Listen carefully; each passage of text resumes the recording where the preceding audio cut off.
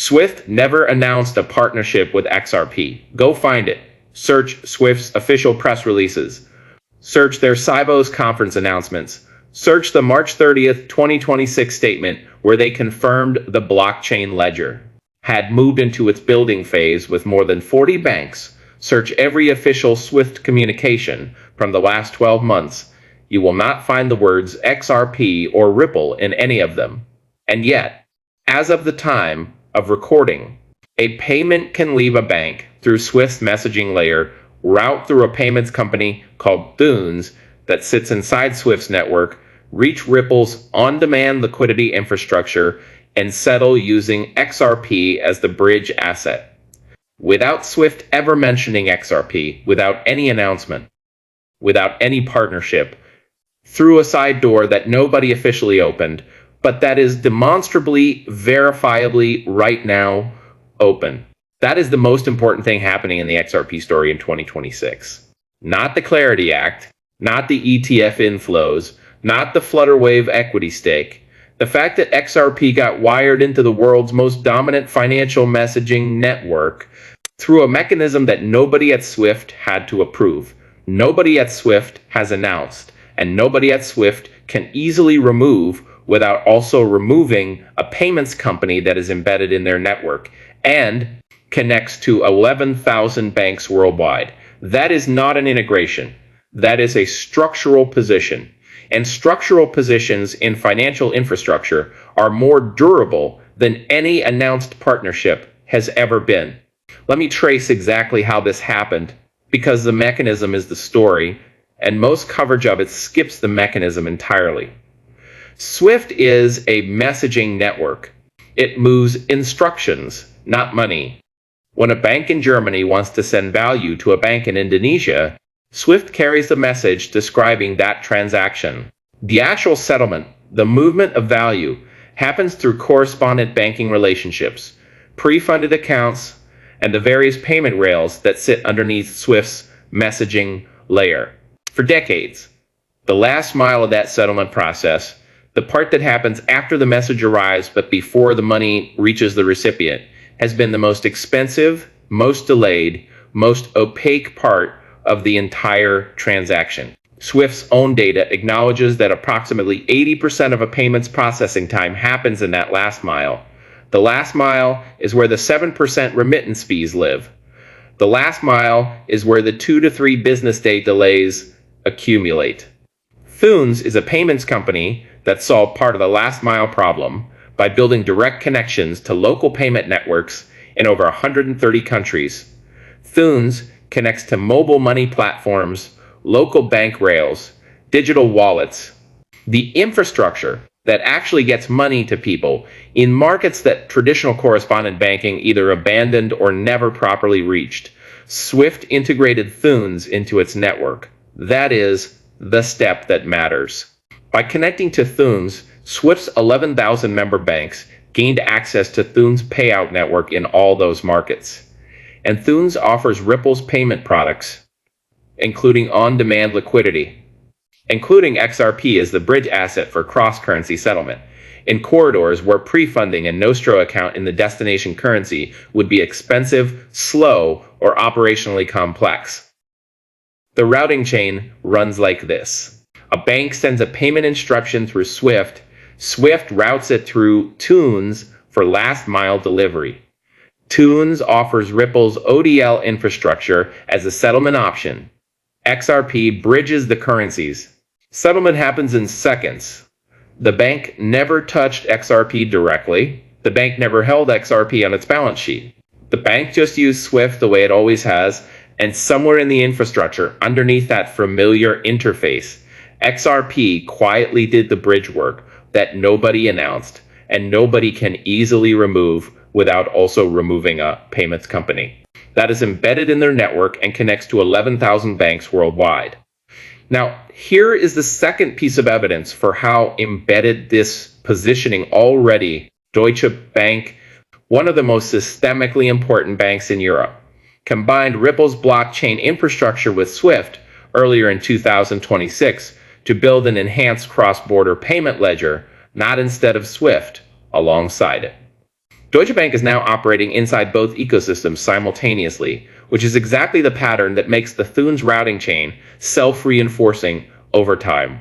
Before we dive into today's broader market analysis, I want to share a look at an automated trading infrastructure that has fundamentally transformed my personal portfolio, GCRIG.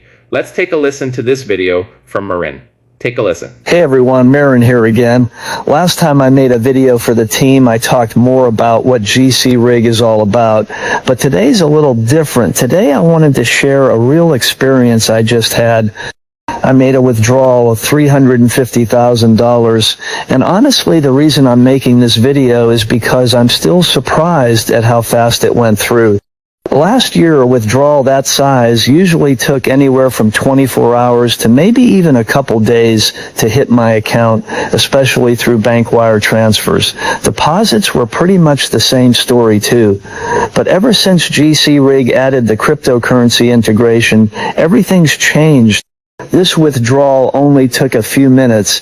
I've been around long enough to notice when a company is actually improving things, and I gotta say, GCRIG really did a great job with this upgrade. Just wanted to share my experience with you all.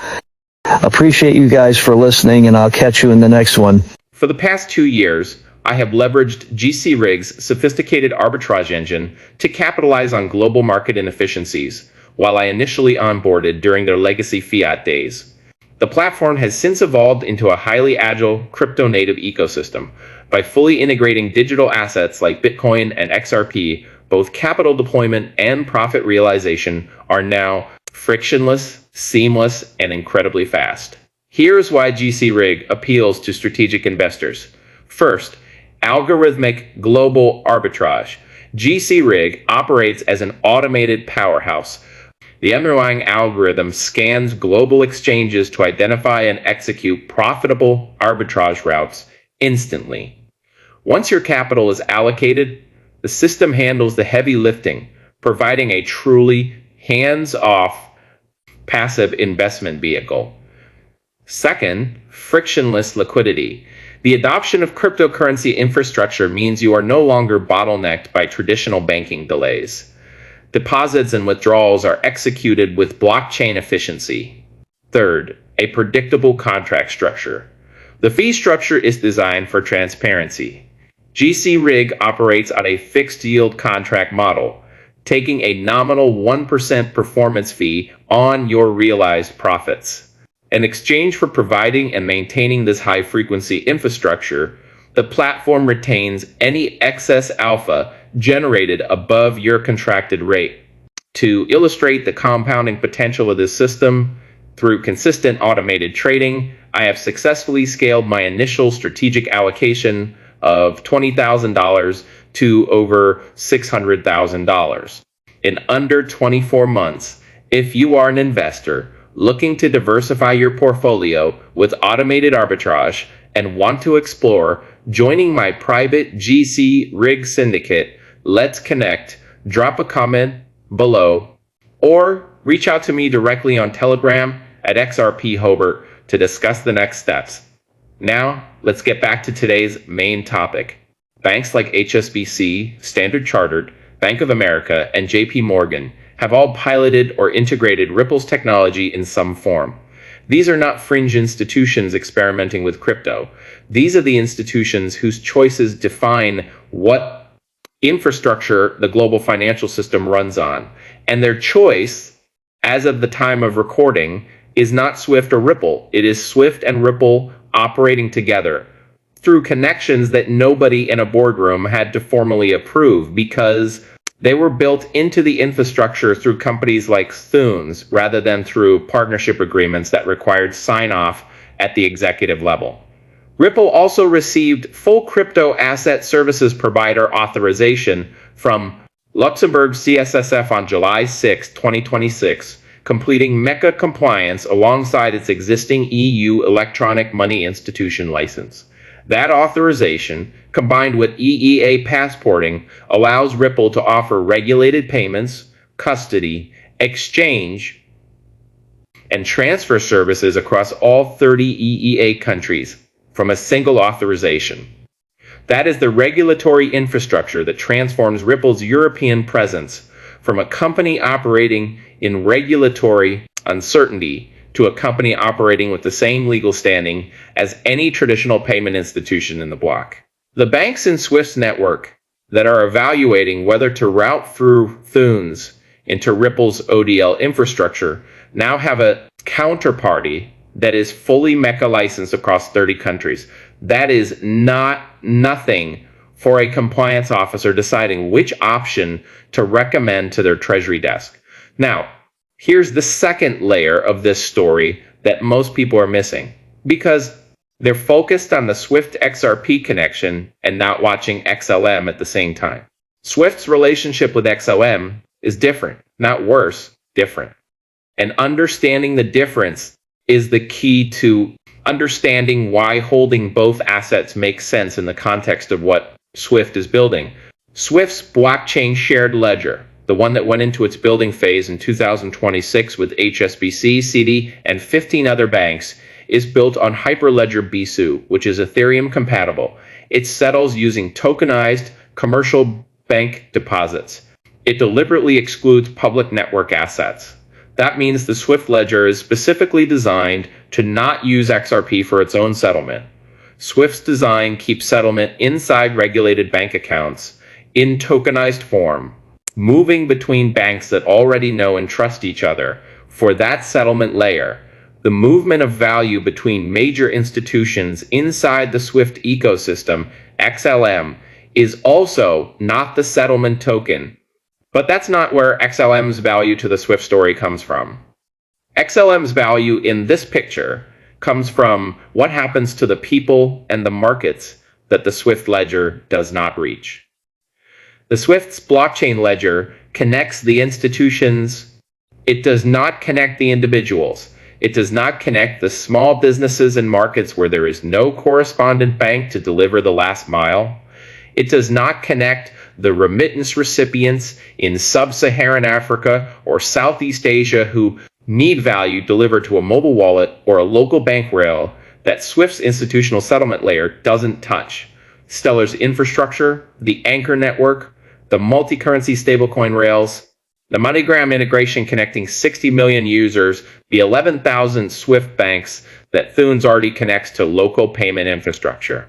That's the layer that sits between Swift's institutional settlement and the people those institutions ultimately need to pay. XLM is the access layer underneath the system that Swift is building, and Swift can't solve the last mile problem without something like what Stellar provides. Even if Swift never says Stellar's name in a press release, Danelle Dixon, Stellar's CEO, acknowledged this directly in early 2026. Tighter XLM and Swift alignment starting in 2026, with the real-world asset market playing a key role in that plan. XLM is now used in 192 countries, with integrations from PayPal, Visa, MasterCard, MoneyGram, and Paxos. Stellar processes $5.5 billion in payment volume in Q1 2026 alone, a 71% year-over-year increase. That's not a network waiting to be relevant to the system Swift is building. That's a network that is already processing the volume that Swift's WRSRF corridors desperately need to be able to handle. And every dollar of that volume generates fee demand and reserve requirements on a fixed supply of 30 billion XLM. That can't expand no matter how much demand arrives.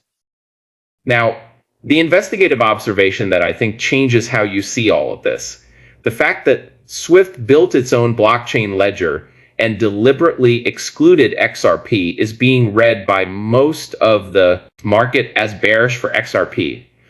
The argument is straightforward. Swift built a solution that doesn't need XRP. Therefore, banks don't need to hold or use XRP to get the settlement benefits that XRP was supposed to provide. That argument sounds compelling until you look at what Swift's ledger actually does and does not do. Swift's ledger settles tokenized bank deposits between institutions that already are inside the Swift network. It solves settlement between the banks. It does not solve the last mile. It does not solve the corridors where pre-funding is expensive because correspondent relationships don't exist. It does not solve the remittance markets where 7% fees persist because the destination infrastructure is not connected to the institutional settlement layer. SWIFT is solving the problem for the banks. The problem for the people remains exactly where it was. And here's the counterintuitive observation. SWIFT building a blockchain ledger that excludes XRP, and then the Thunes integration putting XRP back in through the side door. That combination is actually a better structural position for XRP than a front door SWIFT partnership would have been. Here's why. A front door partnership.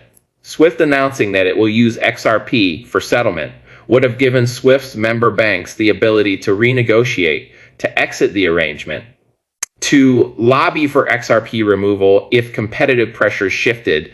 Banks do not like dependencies on specific crypto assets. They would have pushed for optionality. The optionality would have introduced uncertainty. The uncertainty would have created persistent questions about whether XRP's role in the settlement chain was permanent or contingent. The Thunes side door is different. XRP's position in the routing chain runs through a payments company that SWIFT's member banks access for last-mile delivery services. Removing XRP from that routing chain requires removing Thunes, or restructuring Thunes' product offering, which is a much more disruptive and expensive process than renegotiating a partnership agreement. XRP is not bolted onto SWIFT. It is embedded in a payments company that is embedded in SWIFT's network.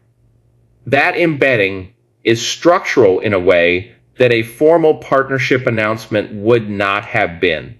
And the structural embedding goes deeper than just Thunes. Ripple now holds more than 75 regulatory licenses globally. It counts over 300 financial institutions on its network. It runs RHUSD as a settlement option for counterparties who want the speed of XRP rails without holding a volatile asset. And through Ripple Prime, formerly Hidden Road, acquired earlier in 2026, it has plugged XRP ledger access into traditional clearing as a participant in DTCC's NSCC. The NSCC is the National Securities Clearing Corporation. It is part of the same DTCC infrastructure that clears the majority of U.S. equity trades.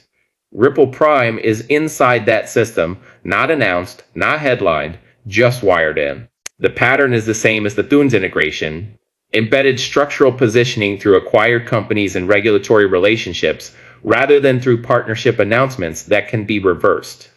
That is the architecture of a company that has stopped trying to win a single partnership and started building infrastructure that is too embedded to easily remove. Whether you see that as elegant or unsettling depends on your perspective. What it is undeniably is structural, and structural positions compound. And the fact that 30 of the 5 zero-plus banks in SWIFT's new retail payments framework already have ties to Ripple's ecosystem, with approximately 40% of RippleNet partners using on-demand liquidity, where XRP is actually required as the bridge asset, means the infrastructure connections are already there, running, generating volume, building track records. Brad Garlinghouse has floated the figure that XRP could carry 14% of SWIFT-linked value by 2030. 14% of SWIFT's daily volume is an extraordinary number. It would mean routing roughly $21 trillion a year through XRP. Liquidity corridors. That is not a base case.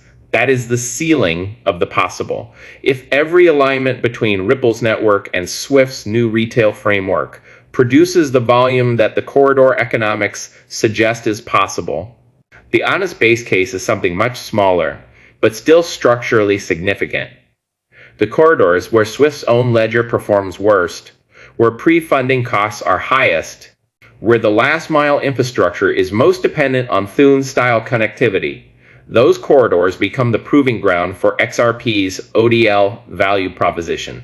As XRP demonstrably delivers cheaper, faster settlement in the India-Pakistan, UAE, Southeast Asia, and Sub-Saharan Africa corridors, if the monthly ODL volume compounds meaningfully beyond the $15 billion run rate that Ripple is currently reporting, then the routing chain becomes self-reinforcing. Banks that see the cost savings route more through it. More routing generates more evidence of cost savings. The evidence attracts more banks, and XLM's role in that same proving ground is the part of the story that the XRP-focused coverage keeps missing. The corridors where SWIFT performs worst are also the corridors where Stellar's payments. Infrastructure is most deeply embedded. The MoneyGram's 60 million user network, the PayPal and Visa and MasterCard integrations, the local bank rails, and mobile money platforms that Stellar's anchor. Network connects to across 192 countries. The access layer that sits between SWIFT's institutional settlement and the actual recipients of remittances in the markets that institutional banking has consistently underserved. There's also a specific technical compliance finding worth naming. SWIFT's testing confirmed that Ripple's distributed ledger technology complies with the Cross-Border Payments and Reporting Plus, the CBPRP Plus standard that SWIFT uses for its enhanced payment framework. That compliance finding means that Ripple's infrastructure has been formally evaluated against SWIFT's own technical requirements and found to meet them. For XLM, the story is similar in approach. Stellar participates in ISO 20022 governance in the same manner as Ripple, demonstrating ISO 20022 message mappings to Stellar transactions through ecosystem partners. Neither asset is simply claiming compatibility. Both have been evaluated against the specific standards that SWIFT's new framework runs on. When the Thunes routing chain delivers a payment from a SWIFT member bank to a final recipient in a market like Bangladesh or Pakistan, one of the top 10 remittance markets included in SWIFT's new retail framework. The infrastructure that actually puts money in the hands of the recipient may be running on Stellar rails before XLM holders have ever seen a headline about it. $5.5 billion in Stellar payment volume in Q1 2026 alone, 71% year-over-year growth, 192 countries. That is not a network waiting to be relevant to the system SWIFT is building. That is a network that is already processing the volume that SWIFT's worst-served corridors desperately need to be able to handle. And every dollar of that volume generates fee demand and reserve requirements on a supply of 30 billion XLM that cannot expand no matter how much demand arrives. Now, the one scenario worth building, because the routing volume thesis has a specific calculable shape if it plays out, SWIFT's retail payment corridors for the most underserved markets go live at scale. Banks in those corridors, the India, Pakistan, UAE, Southeast Asia, UK to Sub-Saharan Africa routes, route through Thunes into Ripple's ODL infrastructure because it demonstrably costs less and settles faster than SWIFT's own tokenized deposit ledger for those specific destinations. Monthly XRP ODL volume grows from its current $15 billion run rate to conservatively $50 billion a month within 2 years. That's a 3 times increase in the demand that actually requires XRP to be purchased and used as a bridge asset in live payment corridors. At $50 billion monthly ODL volume, the structural XRP demand from corridor settlement becomes a meaningful, non-speculative, utility-driven price input that does not require any new announcement or any new partnership. It requires banks in the corridors with the highest remittance costs to make the rational economic decision to use the cheaper rail. That decision produces XRP buy pressure directly every time a corridor settlement occurs, and on a circulating supply of 62.47 billion XRP with a maximum of 100 billion, 50 billion a month in ODL volume, creating sustained buy pressure against a fixed ceiling is the scenario that produces XRP. Appreciation as a consequence of utility rather than as a consequence of narrative. For XLM, the equivalent scenario is the access layer thesis playing out in the same corridors. The remittance recipients in those markets receive value through infrastructure that includes Stellar rails. The stablecoin payment volume on Stellar grows from $5.5 billion quarterly to something that reflects a meaningful share of the last mile delivery volume that Swift's new retail framework is trying to reach. The MoneyGram users, the PayPal integrations, the Visa and MasterCard on-ramps. All of them generate XLM fee demand and reserve requirements on a fixed supply of 30 billion tokens. That is the utility-driven price input for XLM in the same scenario where XRP is getting ODL volume growth. So here's the question that tells you everything about whether this thesis plays out. And it's a question with a specific, trackable answer. In 12 months, when Swift's first retail corridors have been live long enough to produce meaningful data, figures, when the India, Pakistan, and the UAE, Southeast Asia, and UK to Sub-Saharan Africa route have been processing volume for a full cycle, what single metric tells you whether XRP won or lost this race? Without anyone officially announcing the result. It's one number, monthly ODL volume. Ripple reports it, it's public, it's verifiable. If monthly ODL volume is compounding, growing consistently quarter over quarter in the corridors Swift's new framework covers, XRP is winning the routing race without needing a single Swift press release to validate it. If monthly ODL volume plateaus in its current APAC remittance niches, while Swift's tokenized deposit ledger captures the institutional corridors, XRP's structural position is real but contained. And for XLM, the equivalent metric is Stellar's quarterly payment volume in the same corridors, not the token price, the volume of actual payment value moving through Stellar's infrastructure in the markets that Swift's retail framework is. Trying to reach $5.5 billion in Q1 2026. If that number is at $10 billion by Q1 2027, the access layer thesis is confirmed by data rather than by narrative. If it is flat, the thesis needs revisiting. The race is not announced. The result will not be announced, but the data will be there for the people watching it. Drop in the comments which metric are you tracking to know whether XRP or XLM or both are winning inside Swift's new framework without waiting for an official announcement that is probably never coming. Because that question, answered specifically, tells me how deep your understanding of this infrastructure story actually goes. If this traced the mechanism that most coverage of XRP and Swift skips entirely, hit the like button. It is how this kind of investigative framing reaches people who are reading the press release version of this story rather than the infrastructure version. Subscribe if you want the analysis that watches the volume data rather than the headlines. And share this with whoever in your life is waiting for Swift to officially announce an XRP partnership before they take this seriously, because that announcement is not coming and the infrastructure is already running without it. Swift never named XRP. XRP is inside the network anyway. That is the whole story. Have a great day.